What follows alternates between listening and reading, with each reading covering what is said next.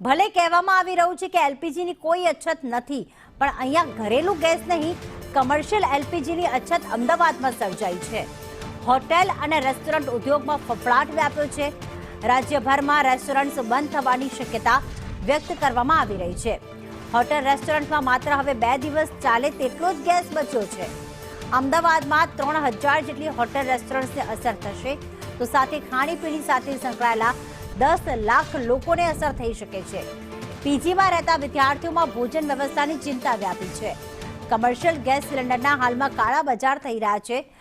1902 રૂપિયામાં મળતો જે કમર્શિયલ ગેસનો ભાવ છે ત્યારે ડબલ ભાવે 3500માં મળી રહ્યો છે.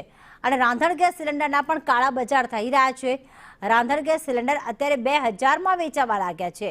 એટલે કે અછતની વાત જે છે, ભલે કેન્દ્ર સરકાર સ્વીકારતી ન હોય કે અછત નથી, પરંતુ અહીંયા આ આખી વાતનો ફાયદો ઉઠાવીને કેટલાક લોકો કાળા બજારી કરી રહ્યા છે.